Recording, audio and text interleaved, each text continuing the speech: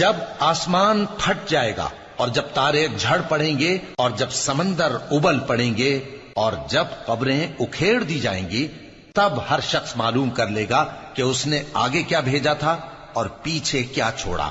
اے انسان، تجھ کو اپنے رب کریم کے بارے میں کس چیز نے دھوکہ دیا؟ وہی تو ہے جس نے تجھے بنایا، پھر تیرے اعضاء کو درست کیا اور تیری قامت کو معتدل رکھا، جس صورت میں چاہا تجھے جوڑ دیا۔ مگر افسوس تم لوگ جزا کو جھٹلاتے ہو، حالانکہ تم پر نگہبان مقرر ہیں، یعنی معزز کاتبین۔